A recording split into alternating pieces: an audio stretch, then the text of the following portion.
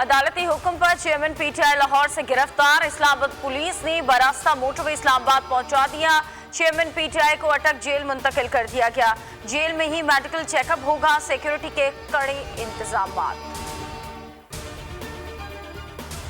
तोशाखाना फौजदारी केस में chairman PTI के खिलाफ जुर्म साबित। Chairman Tehreek Insaf corrupt practice के मुर्तकब पाए गए। जानबूझकर इलेक्शन कमीशन में झूठी तफसीलात दी।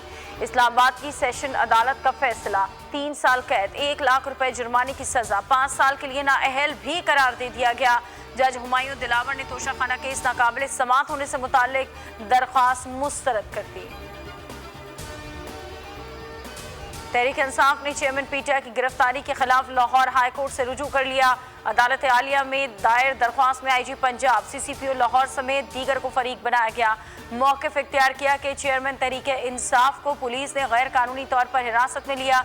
चेयरमैन तहरीक इंसाफ को अगवा किया गया है। वज़ीर ख़ारजा बिलावल भुट्टो जरदारी का चेयरमैन पीटीआई की गिरफ्तारी पर मुख्तसर तबसरा। गिरफ्तारी को मकफ़ाते अमल करार दे दिया। शर्जील मेमन बोले कि हर शख्स कानून के लिए बराबर है। पीपल्स पार्टी किसी की गिरफ्तारी पर जश्न नहीं मनाती। पीपल्स पार्टी की तरह हर शख्स कानून के सामने पेश होता रहे। ये अपने सियासी मुखालफिन को चोर डाकू के अलावा कुछ नहीं पुकारता था कि दौर में आसिफ जरदारी और फरियाल तालपुर पर मुकदमा बनाकर जेल भेजा गया।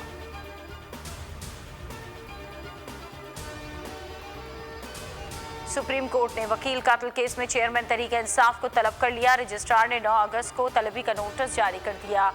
जस्टिस याया आफरीदी पर मुश्तमिल बेंच केस की समाअत करेगा। रजिस्ट्रार सुप्रीम कोर्ट ने IG Balochistan, prosecutor general, advocate general Balochistan को भी नोटिस जारी कर दिए। मुश्तरका मफादात काउंसिल ने नई मरदमशुमारी मंजूर कर ली। वज़ीर आज़म की ज़ेर तदारत इजलास को ब्रीफिंग में ये बताया गया कि मुल्की आबादी 24 करोड़ 14 लाख 90 हज़ार हो गई। खैबर पख्तूनख्वा की आबादी 4 करोड़ 8 लाख 50 हज़ार, पंजाब 12 करोड़ 76 लाख 80 हज़ार, बलूचिस्तान 1 करोड़ 48 लाख 90 हज़ार, सिंध की आबादी 5 करोड़ 56 लाख 90 हज़ार तक जा पहुँची। इस्लामाबाद की आबादी 23 लाख 60 हज़ार हो गई। सिंध में अपोजिशन जमातें निगरां सेटअप के लिए मुतहरिक। जीडीए वफ्द के एमकेएम के मरकज़ बहादराबाद में मुत्तहिदा क़यादत से मुलाकात। निगरां हुकूमत के क़याम से मुताल्लिक मुशावरत। फारूक सत्तार बोले कि निगरां वज़ीर आला के लिए नाम फाइनल कर लिया, फ़िलहाल मीडिया से खुफिया रखेंगे। जीडीए से मिलकर सिंध में 15 साल का जबर और हफ्ज़बर्दा ख़त्म करेंगे। सिंध में अपनी हुकूमत बनाकर तेज़ी से तरक्की करने वाला सूबा बनाएंगे।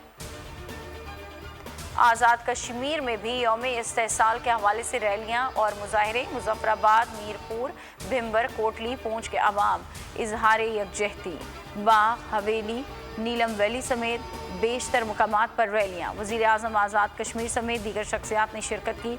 शुरका की मासूम और नहित्ते कश्मीरियों पर जारी भारतीय मज़ालिम की शदीद अल्फाज में मज़म्मत। बैनर्स और प्ले कार्ड्स उठाकर हिमायत के आज़म का इरादा। शुरका ने आलमी बरादरी से मसला कश्मीर के मुनसिफाना हल के लिए किरदार अदा करने का मुतालबा भी किया।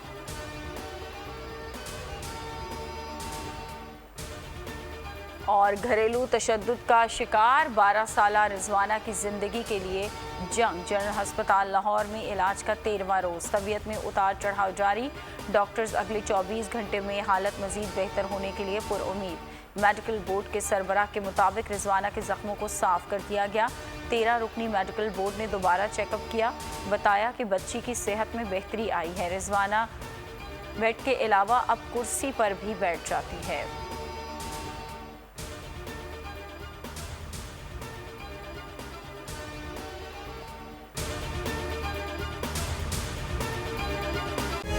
तारीख का अमीर,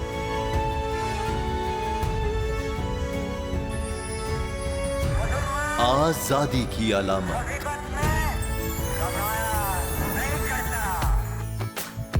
हुस्न का आईनादार,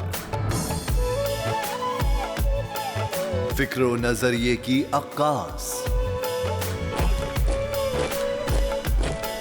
सरफराजी का गवाह, यानी हम सबका निगहबान पाकिस्तान।